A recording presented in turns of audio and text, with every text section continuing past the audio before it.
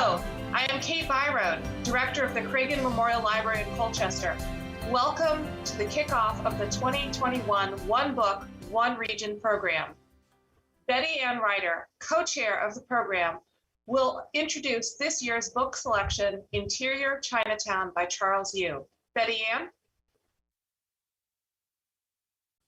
Thank you, Kate. It's so good to be back with all of you again. Before I share my remarks with you, though, I would like to take a moment on behalf of the local communities to acknowledge the land we currently occupy and to honor the native peoples who are its first inhabitants. Specifically, we honor the Mashantucket Pequots, Eastern Pequots, Mohegans, and other tribal nations who are indigenous to Namiog, now called New London County, and the land surrounding coastal Algonquin, also known as the Long Island Sound region. We acknowledge that indigenous peoples have cared for this land over many generations and know that they endured suffering and violence through the historical period of settler colonialism. Today, we strive to tell and retell the complete stories, to repair the harm, and to live together as neighbors in this region. Thank you. Some 20 years ago, a group of librarians, educators, and community members gathered in a meeting room at the Groton Public Library to see if there was enough interest in our region to create a community reading program like those that were emerging around the country. We decided to give it a try to see if we could find a book that we could recommend to readers, a book that would bring people together for the enjoyment of reading, a book that would bring people together to discuss ideas and issues through the lens of the story. And so One Book, One Region was born. It brings together libraries throughout the region, book clubs, high schools, and the first-year students at Connecticut College. These last few years, when we've gathered at Palmer Auditorium to meet the author, when the audience has been just about evenly split between community members and students, have been magical. Over the years, we've selected books that inspired us, moved us, and taught us more than any school lesson could. This year is no exception. We are so looking forward to introducing you to the winner of the 2020 National Book Award for Fiction. The judge's citation says, by turns hilarious and flat out heartbreaking, Charles Yu's Interior Chinatown is a bright, bold gut punch of a novel. Written in the form of a screenplay with porous boundaries, Yu's wonderfully inventive work spotlights the welter of obstacles its everyman protagonist must confront in a profoundly racist, rigidly hierarchical world as he does his best in the story of his own life to land a decent role. This is the 19th time we have recommended a book to you. We hope you will join us in the Golden Palace restaurant, the setting for a cop show called Black and White, where the protagonist, Willis Wu, tries to work his way through Hollywood's cliche roles for Asian Americans. Background Oriental male to dead Asian man, to generic Asian man number 3/delivery guy, to the final goal, Kung Fu guy. And now we'd like to share a video clip of the author reading a short passage from the story.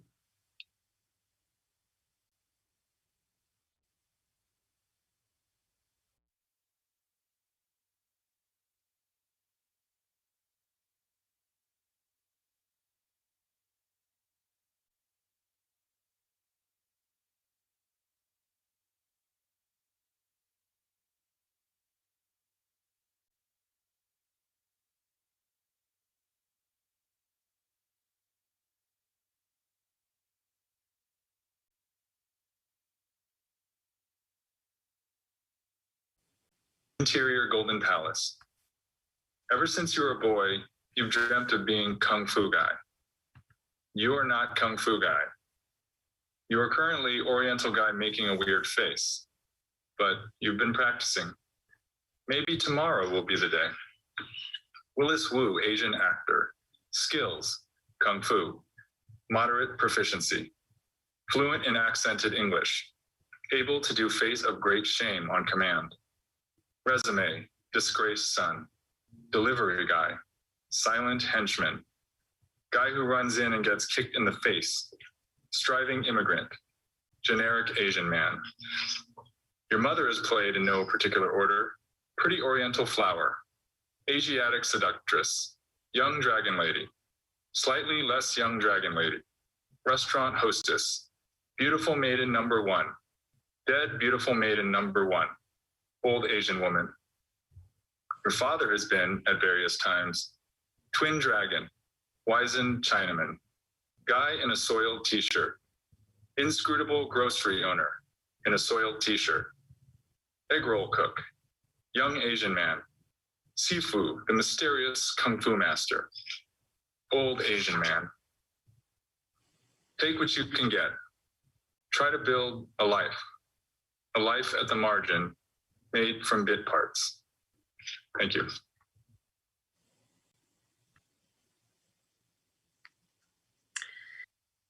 And we want to thank the National Book Foundation for sharing that with us and hope it sparked your interest.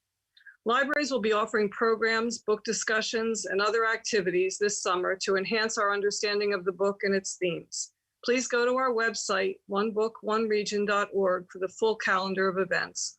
Once again, I want to thank all of you, our readers and supporters, for joining us to celebrate 19 years of connecting public libraries with high school and college students, book clubs, and interested readers around the region, all through the power of reading one book. Jefferson Singer is up next. Jefferson is the Falk Foundation Professor of Psychology at Connecticut College and is with us tonight as one of his final official duties as Dean of the College. Jefferson has been a strong supporter of the collaboration between One Book and the first-year student reading program at the college, and we can't thank him enough for his commitment to this effort that encourages the students to join residents in the surrounding communities in a shared experience. Jefferson. Thank you so much, Betty Ann. It is such a delight to be part of this kickoff event, as I've been able to do for the last 5 years in representing Connecticut College. And we are so grateful to our partners, the librarians, the schools, the reading groups, and also University of Connecticut at Avery Point, who have bonded with us over these years to be fellow readers and thinkers about the ideas and themes that come out of these books. I want to just say something about Connecticut College. Connecticut College was founded in 1911, and the way it was founded was by New London residents bonding together to say that they would accept having a new college in their community and contributing their funds to allow that to happen. And so to my mind, One Book, One Region is a way in which we pay back that really unpayable debt of helping to create our institutions. So it's a way that we can be partners and continue to share in ideas and growth with the larger community. And this book, I think, Interior Chinatown, is a book that allows us to really think about where we are at as a society and how we can create a larger and more effective community, and to understand that we can't have people be at the margins, that everyone must be equally at the table with each other. So I think it's a great book for us as a community, as partners in the college, as partners across the school systems and the libraries and the reading groups, to read together and think about together. And I'd like to now take a moment to introduce Chris Johnson, who is the librarian at the Waterford Public Library. Thank you, Dean Singer. This evening, representing the One Book, One Region Committee, I have the distinct honor of introducing our keynote speaker, Professor Ayako Takamori. Professor Takamori is Assistant Professor of East Asian Studies at Connecticut College. She completed her Bachelor of Arts at Smith College and holds both a master's and a PhD from New York University. As a cultural anthropologist, her research bridges Asian studies and Asian American studies. Professor Takamori, sorry, I am from New York and it slips out every now and then, focuses on how Japanese Americans negotiate identity, citizenship, and racialization through experiences of trans-Pacific migration. And she's currently completing her book, Native Foreigners, Japanese American Positionings in Japan. In this book, she explores Japanese American diasporic communities and ethnic return migration to Japan within the history of shifting US-Japan relations. Professor Takamori's area of focus include comparative race and ethnicity, transnational migration and globalization, gender and sexuality, and media and visual cultures. We are very grateful to have Professor Takamori here this evening to present on this year's One Book, One Region title, Interior Chinatown by Charles Yu. Thank you so much for the kind introduction, Chris. I'm so thrilled to be here with all of you for this kickoff event to talk about Interior Chinatown.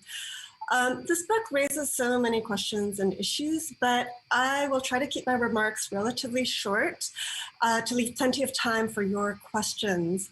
So what I will do here is to start with a discussion of the format of the book, the screenplay, and then I will very quickly offer a few key concepts that may be useful for thinking through questions explored by the book's main character, Willis Wu. Willis Wu, also known as generic Asian man. So the novel is very funny, and Charles Yu, I think, uses humor to deliver some very incisive and even painful truths. But first, I want to talk a bit about how I relate to this book, both as a scholar and as an Asian American. As you just heard, at Connecticut College, my departmental home is East Asian languages and cultures. However, my research bridges East Asian studies and Asian American studies.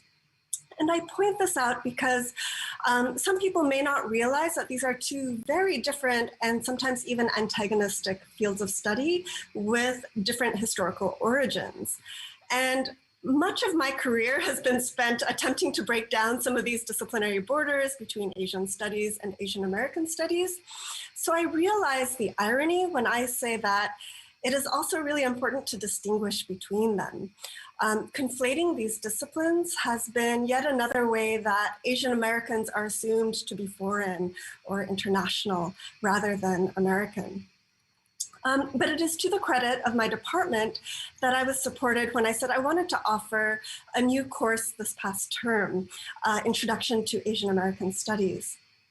And this was the first time, to my knowledge, that Intro to Asian American Studies had been offered at the college. So it was kind of a momentous course.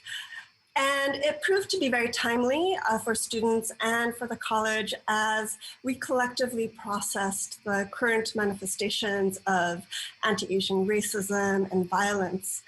What's frustrating about this, of course, is that it shouldn't have to take such terrible tragedies and violence to get people to pay attention or to make the case for the relevance of Asian American studies or ethnic studies. I also want to note that as a Japanese American on a personal level, I'm not an expert on Chinese American identity. And some of you who are Chinese American or Taiwanese American here perhaps can speak more about your reading of this text. So I can't speak on behalf of Taiwanese Americans.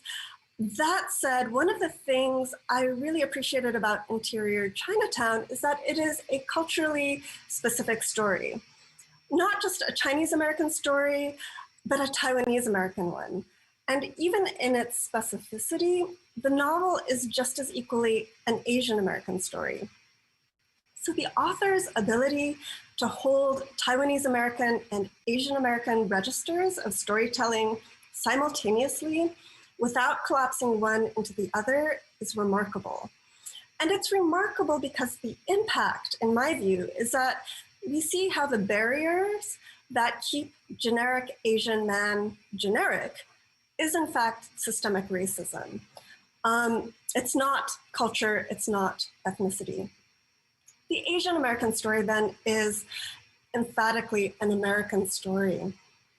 The foundational questions at stake in this novel are who gets to be an American and what does an American look like?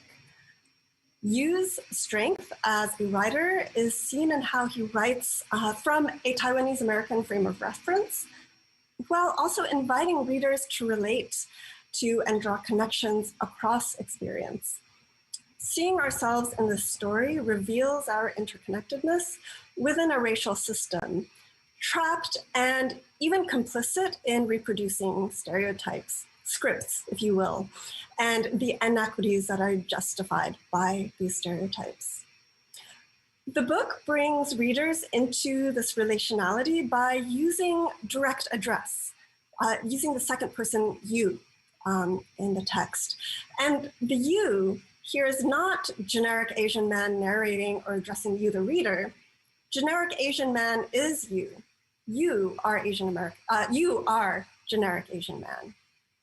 So I'll shift to talk about the form of the book and then introduce some key concepts and themes that the novel takes up. But as I do so, the issues I raise all point to how racialization for Asian Americans functions to make us invisible. And one of the ways we are made invisible is by making our difference hypervisible. And it erases the personhood and humanity of Asian Americans. So as we proceed, I think it may be helpful to keep this twin dynamic of invisibility and hypervisibility in mind. So I wanted to talk about the way the book is written as a screenplay. And this is the first thing you'll notice when you open the book. And screenplays have a distinctive format in that each scene begins with a heading in all caps. And this heading includes whether the scene takes place outside, indicated by the term exterior, or EXT in its abbreviated form, or whether it takes place indoors in the interior, or INT. So you'll see this in the text. And the heading also includes the setting or location, and often the time of day. So the title of the book, then, Interior Chinatown, is a thought-provoking pun. This is a story that plays with the question of what is interior and what is exterior. Chinatown itself is a kind of character in the story that plays a role. And it's premised on the idea that Chinatowns are places where people go for a cultural or touristic experience. So what does it mean to navigate the interiority of this place that is generally only presented as a superficial exterior, a costumed facade, or an exotic backdrop to a set? The screenplay format, I think, would be restrictive for most novelists. But Charles Yu, aside from being a novelist, also studied poetry and is an accomplished screenwriter. So as you may have seen or read, he wrote for the HBO television series Westworld, among other shows. His brother is also an actor and a TV writer.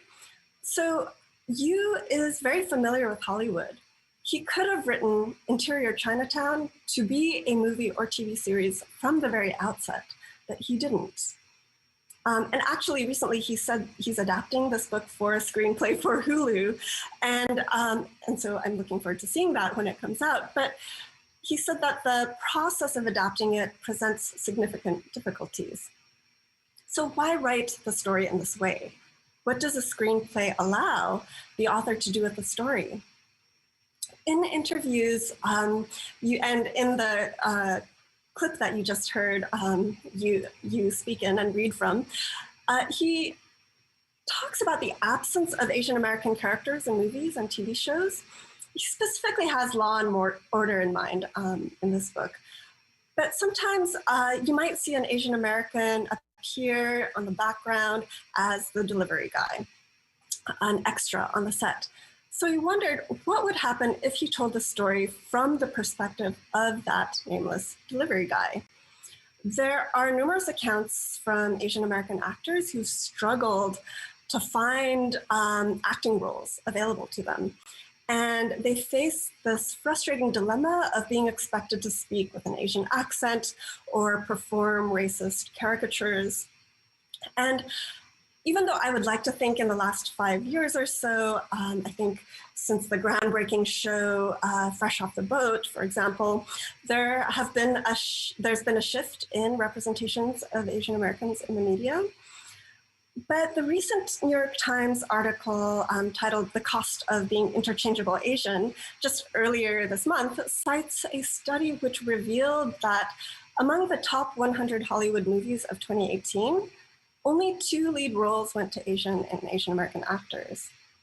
So by using the screenplay as a device, Yu is on one level speaking very literally to this experience as someone in the media industry.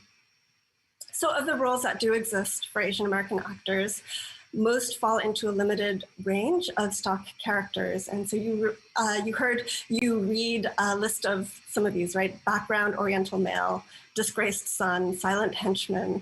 And all of these fall under this category, generic Asian man. Others might include, the scheming despot or the mystical wise old man or even the nerd. These racial tropes are highly gendered. So the generic Asian man is asexual at best. And for women, it's a very different set of issues at play, right? So these roles might be the dragon lady, seductress, the tragic lotus blossom, long-suffering grandmother. There are a few threads that tie all of these tropes together to kind of create this broad overview and set of stereotypes around what it means to be Asian or Asian American. So terms that come to mind are obsequious, quiet, untrustworthy, inscrutable, foreign, traditional, right? And these stereotypes are not accidental. They are a consequence of a particular history in the US.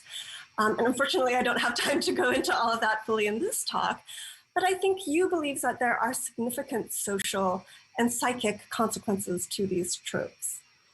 They justify continued racism and exclusion, of course, and within the limited scripts and roles, one has to ask what possibilities do people have to envision themselves as part of society or as part of the nation? What spaces can they forge in which they're not simply faceless extras or the foreigner or victim?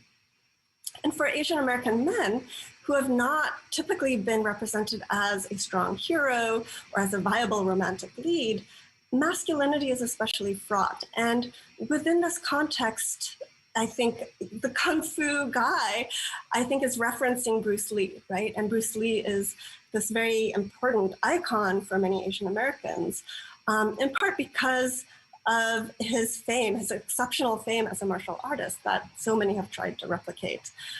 This is partially why Willis Wu, the character, desperately aspires to become Kung Fu guy.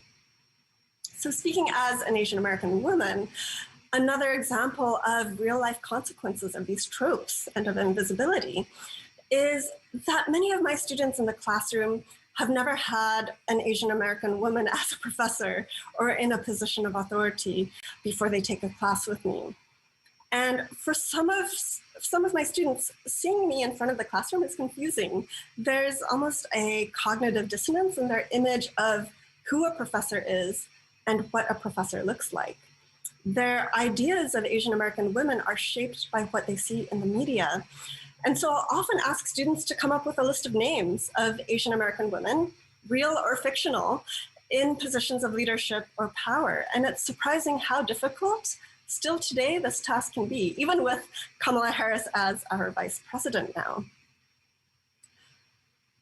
Writing the novel as a screenplay, I think, allows you to critique the role of media in producing and reproducing racist tropes. And there's a playfulness here too in leaning into the ambiguity in the text as he constantly shifts between different levels of metaphor, storytelling, and script within a script. He's talked in interviews about how the screenplay allows characters to talk in and around their roles, so they jump in and out of character. And you can't always tell when that line is, right? And this constant shifting between exterior and interior selves map onto his view of the role that Chinatown itself is a role. And so I'm going to quote something he said. He says, "Chinatown is a mental ghetto trapped inside the representation of who you're supposed to be." And I think that's a really striking comment, right? He's really thinking of Chinatown in multiple senses. I have a few concepts I want to introduce and run through very quickly in the remaining time here. And to those of you who are already familiar with these concepts, I apologize in advance for the terrible kind of oversimplification that I'll be doing. But in the interest of time, I just really want to go through these quickly. And I don't have, beautiful visuals or slides, but I thought having some of these terms up on a slide might be helpful for you to keep track of as I talk about them.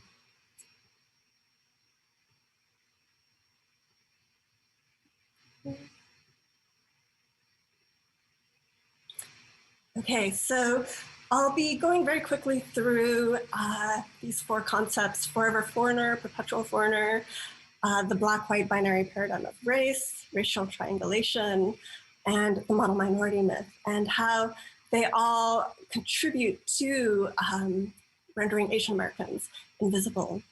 And then I'll also talk very briefly about Asian American panethnicity as a response to that invisibility. So no matter how many generations ago, your ancestors might have arrived in the United States, Asian Americans are always perceived as an immigrant, a newcomer, a foreigner, unassimilable, a recent arrival, and potentially even a threat, right, as part of the yellow peril. In any case, not American.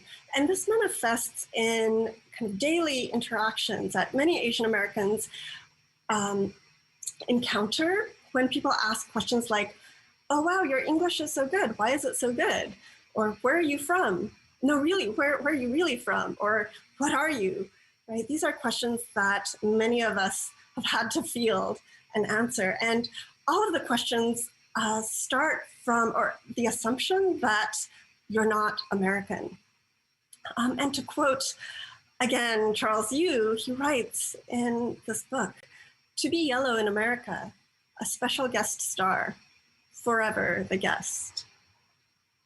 The depiction of Asian Americans as perpetual foreigners is also not an accident or coincidence. It is an effect of history and very intentional forms of exclusion in the form of laws that prevented Asian immigrants from naturalizing, that prevented them from purchasing and owning property. And this was alongside anti-immigration laws, segregation, anti-miscegenation laws as well. And again, this brings us back to the question of who gets to be an American. The black-white binary paradigm of race is something that Yu seems to be really playing with in the text, especially in the TV series in the book Black and White, which is essentially a very thinly disguised rendering of Law and Order, in which a Black man and a white woman are investigating crimes in the city. And in this show, generic Asian man really struggles to find a place between the two lead characters. He struggles to be visible at all, in fact. And here, this black-white binary describes a kind of tendency in assumptions and norms in discussions of race that simplify racial politics in the US. It frames race in very oppositional terms in which the default racial categories that are seen as relevant and salient are Black and white, and it erases the kind of multifaceted and overlapping forms of racism in the US. And it minimizes the experiences and histories and activism of various communities of color. It places people also in this linear and hierarchical scale between the poles of Black and white. Related to this binary paradigm of race is this idea of racial triangulation. And this is a term that is coined by an author, Claire Kim. And in this model, she's trying to complicate the binary, saying that, it's not this kind of linear hierarchy in which people are placed between the poles of superiority and inferiority. And so I'm going to share a little image to illustrate what she means by racial triangulation. So here she sees Asian Americans as constantly being triangulated between white and Black. And then she adds another vector here, this line here between foreigner and inside as the axis of what she calls civic ostracism. So it's not simply a scale of superior and inferior, it's also foreigner and insider, outsider and insider. And I think Yu is also playing with racial triangulation here, in that he's literally triangulating between the two lead characters in black and white. And so I think this might be helpful to think through as you read. And part of what is leveraged in both the black-white binary and in racial triangulation is the model minority myth. Yu takes us on in a number of ways in the book, but perhaps the most compelling engagement with this in the book is how the real interior of the novel, the real setting, is not the Chinese restaurant, Golden Palace, I think it's called, right? But it's in fact the single room occupancy apartments. It's here that we see the characters unfold more fully beyond racist tropes or stock characters. And centering the novel in these interior spaces provides a kind of richness in these scenes. There's a striking contrast to the stereotypes we see of Asian Americans as the nouveau riche of the global economy. There are no crazy rich Asians in this book. And the vivid portrayal of life inside the single room occupancies is a very moving counter story to the model minority myth. And a myth that buries the fact that Asian Americans have the highest poverty rates in New York City, for example, and that elderly Asian Americans are vastly overrepresented in these statistics. Further, the uneven outcomes and statistics that we see when we disaggregate the data on Asian Americans reveal an ongoing relationship and intergenerational legacies of US imperialism in the Pacific. I don't have time to go into the history of the origins of the model minority myth here, except to say that it has roots in the Cold War. And this representation of Asian Americans gathered steam during the civil rights movement. And this timing is not a coincidence. As white social scientists and policymakers sought to explain barriers to the financial mobility of Black families, inventing a kind of decontextualized narrative of Asian American success as the model minority who overcame race-based disadvantages was a convenient kind of story that enabled them to blame Black culture, supposedly, or Black families for economic and social disparities, rather than doing the hard work of social and institutional change. Finally, I think I'll go back to this. I just want to briefly mention Asian American pan-ethnicity, and I think Yu is deliberately taking this on as well in his book. And I want to highlight the ways in which Interior Chinatown is an Asian American pan-ethnic story. One moment in which we see this is when Willis's father, as a college student, lives with 4 other Asian American men. And I just want to read excerpt a quote from the book here. Willis's father writes of this experience. All of the housemates realized it was them, all of them. That was the point. They are all the same.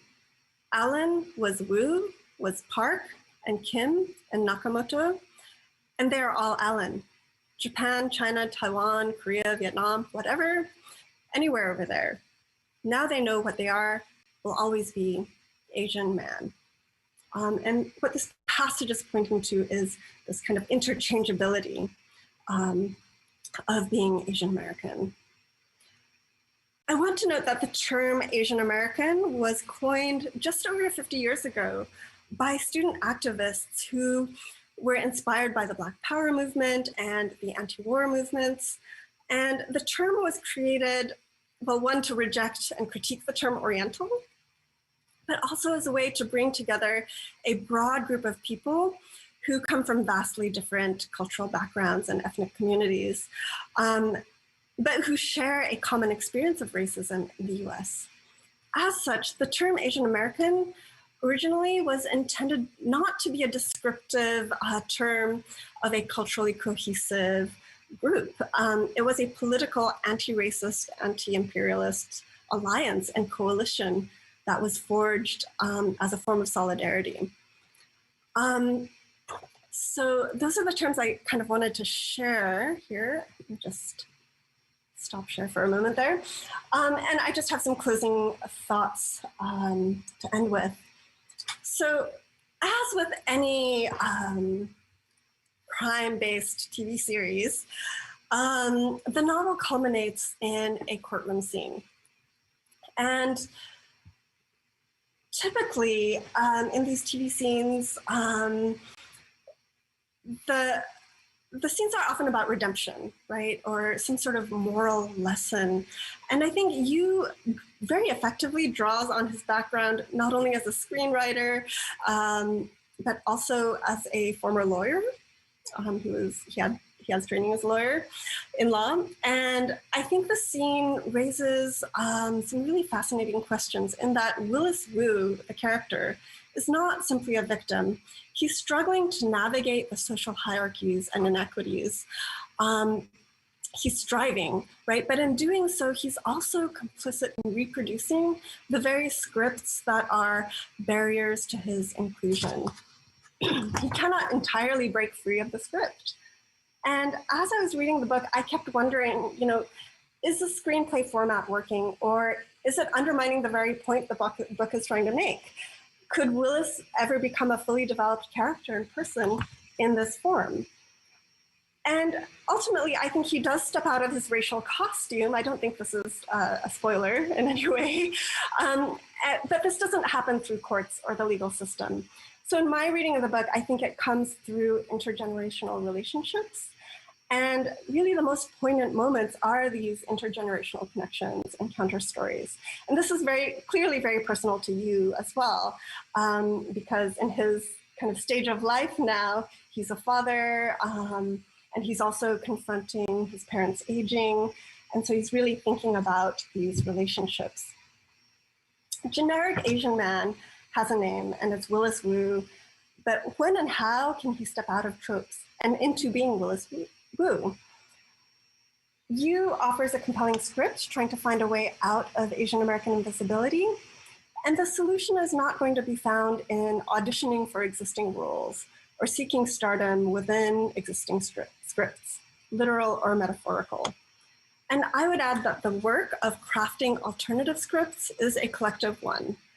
And it's a collective task of affecting social change, and a change in which the narrative affirms that one can be American, while perhaps also maintaining a connection, longing, or even grief for the places across the ocean you or your ancestors once called home.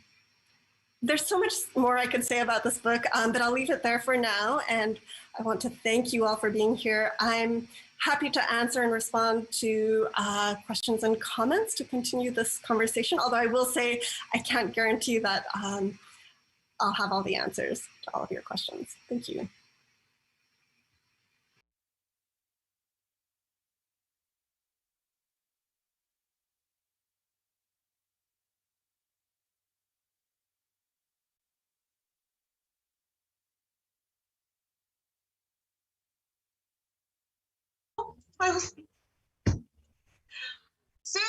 Zoom disasters, we all have them every day. Thank you, Ayako, for introducing us to Interior Chinatown's big ideas. Now, Chris Bradley, director of the Mystic and Noank Library, will field your questions. Chris?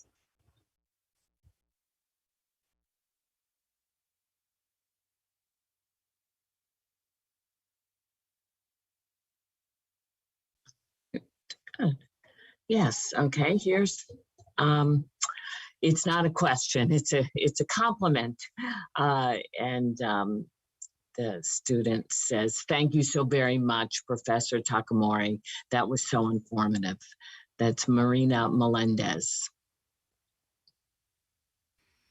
Thank you, Dean Melendez. Thanks It was nice, yeah.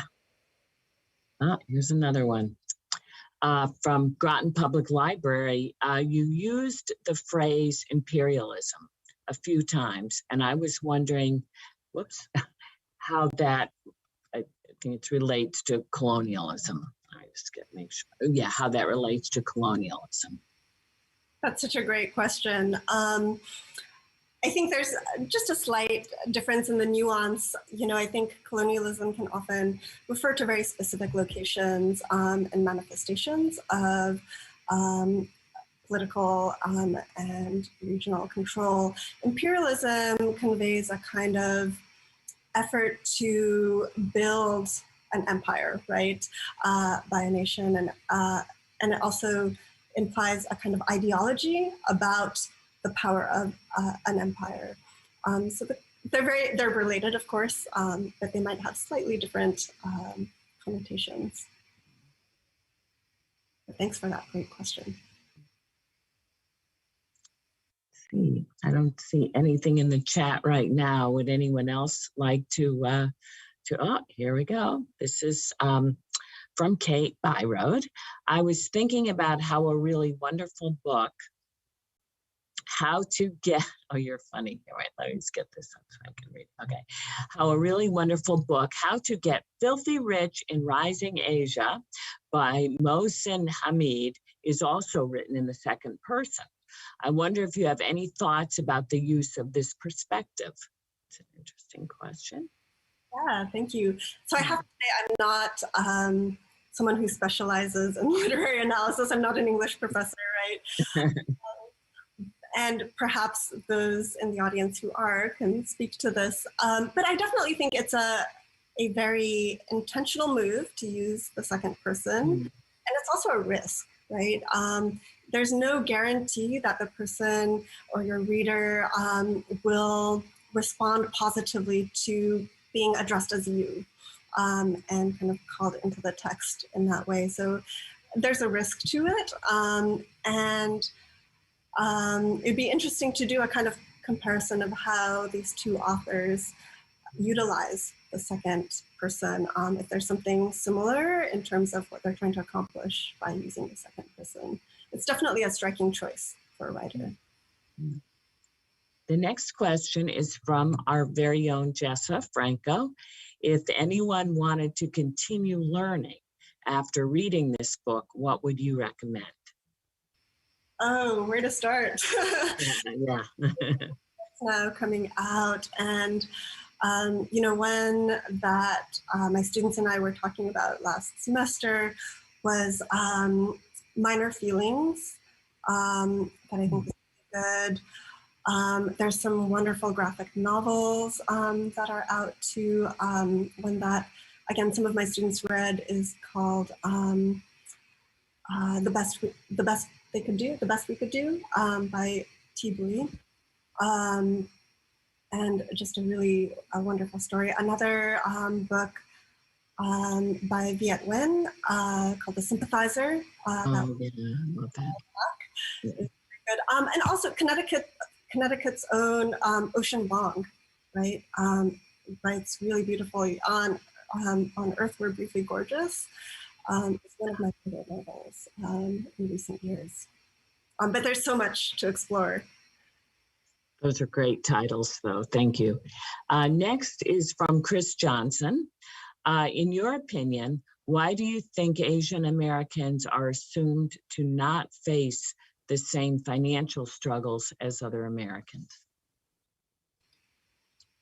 I think there are a lot of reasons for this. The thing that comes to mind for me most immediately is that the term Asian American actually covers a real range of ethnic communities that are very diverse. It is not a singular group, and they share very different histories. So you have some of the widest income gaps in this category.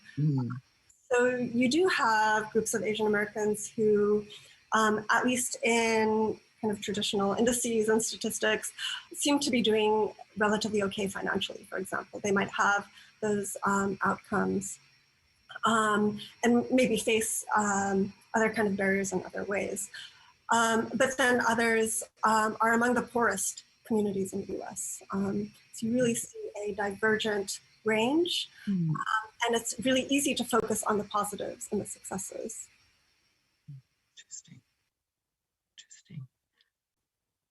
And Here's a good one from Jessa also. How does the model minority mindset impact our young people?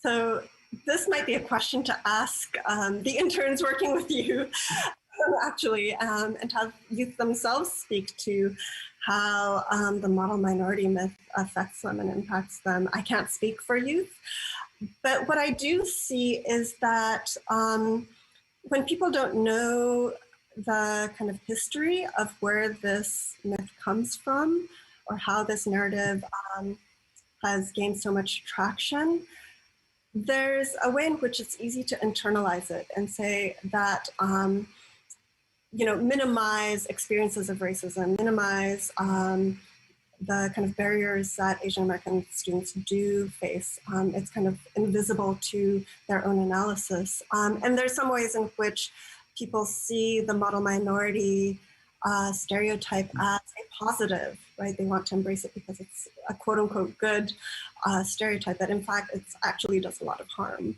Mhm. It's a very complicated question and definitely asking the youth. Yeah, if I could jump in on that, one of my students at Kingswood School, I'll never forget, she came in and she was so discouraged and she said, everyone thinks I'm really smart just because I'm Asian, and I'm not. I'm just an average student. And she got so sick of everyone making this assumption. And it was very interesting.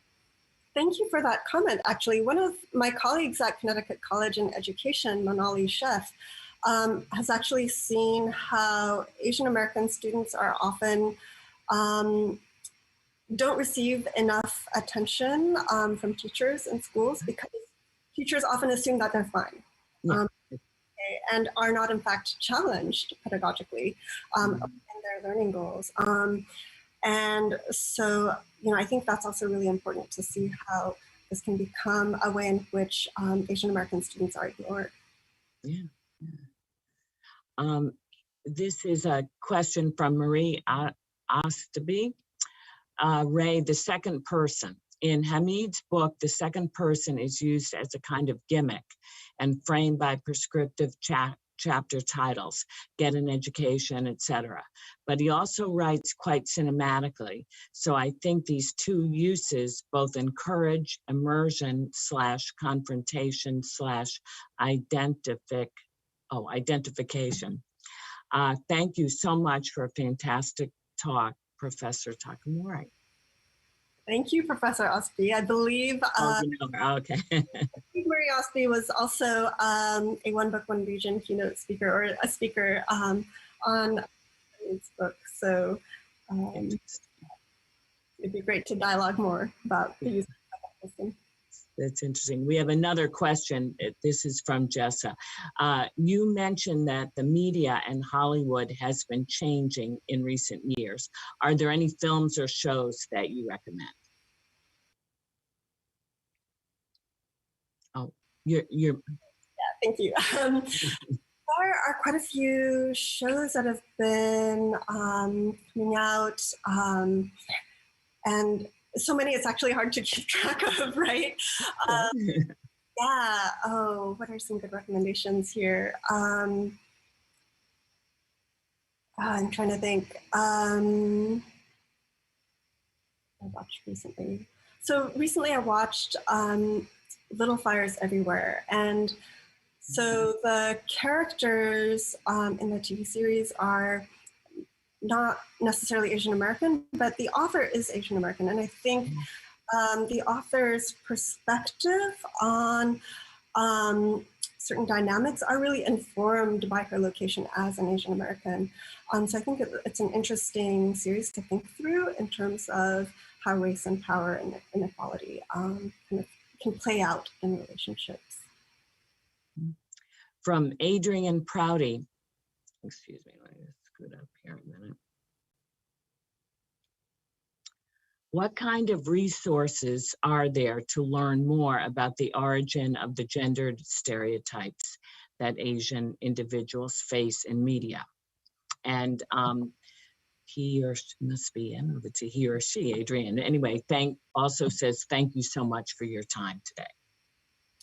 Thank you, Adrian, for this great question.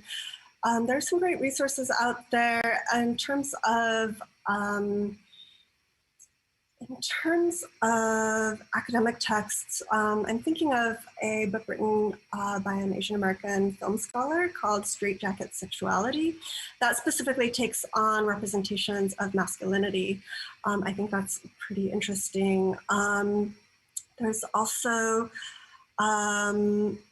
a book that's called, I believe, A View from the Bottom, which is theorizing, again, a form of masculinity. It's also a very academic text. Something that's less academic might be the book. It's kind of dated now and there are problems with it, but it's called The Asian Mystique. And there, I think the author's name is Praso, explores the way that Asian and Asian American women are sexualized in particular ways in the media. And there are certainly many more books and resources available. There's another book called The Sexual Politics, Asian American Sexual Politics, by I believe a social scientist, and it's a pretty interesting book. It's not necessarily specifically about media, but it's about how sexual politics affect Asian American experiences. And this from Jefferson, how do you think racism against Asians has affected Asian American dynamics with regard to internalization of male and female gender roles? This can open a whole can of worms for this question, and it's also very complicated, I think. So, I think some of the most interesting writing and thinking on this has been written by Asian American queer theorists and activists who are really problematizing the kind of given assumptions we have around expectations of gender. I think there's a long history of ways in which Asian American men try to reclaim their masculinity, often at the expense of women. So within this kind of homophobic, misogynist, patriarchal system, that can create problems when Asian American men feel disempowered or don't have access to a kind of masculinity that is, the norm in the US. So I think finding new ways to think about these dynamics, and needs to happen. And I think, even more mainstream filmmakers and writers are starting to reject this kind of idea that Asian American men have to reclaim their masculinity at the expense of women. The next question follows along. I'm just gonna slide it up here.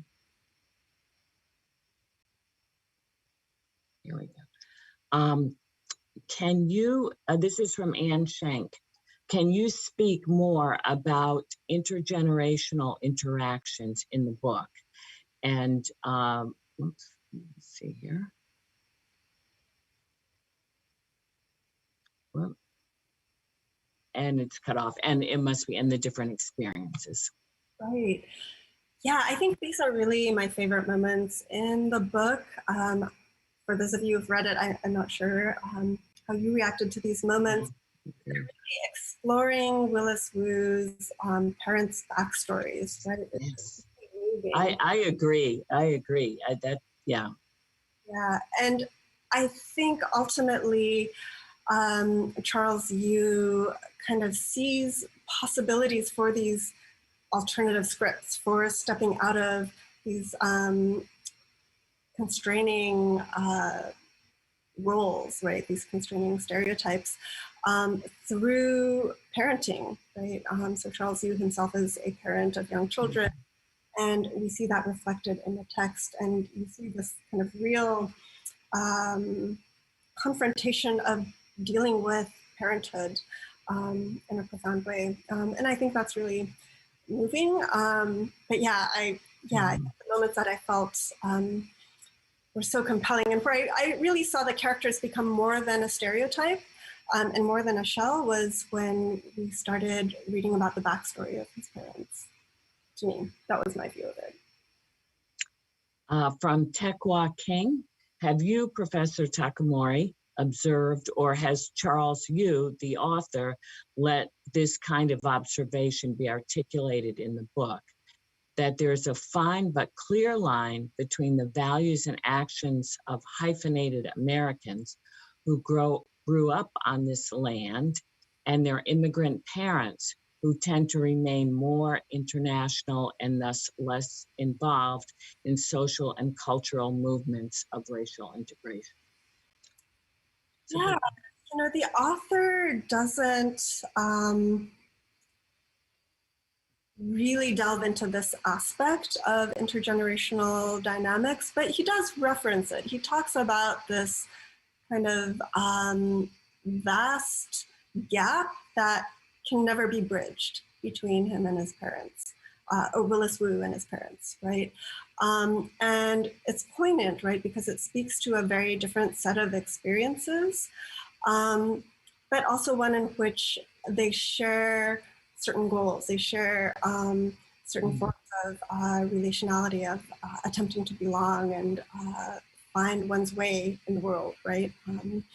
So I think, you know, I think this is a question that we could spend a lot of time really unpacking. One of the points I actually wanted to raise was this issue of being hyphenated, right? What it means to be a hyphenated American versus an immigrant. And yeah, I hope that this is an issue that we continue to explore further. From Panagata to Sally, thank you so much, Professor Takamori. I'm looking forward to exploring new territories, perspectives, and selves this summer. And we have, whoops, we have two more messages coming up here. Let's see, Kate, I'm trying to find, you have one, right? I'm trying to find it. Let's see.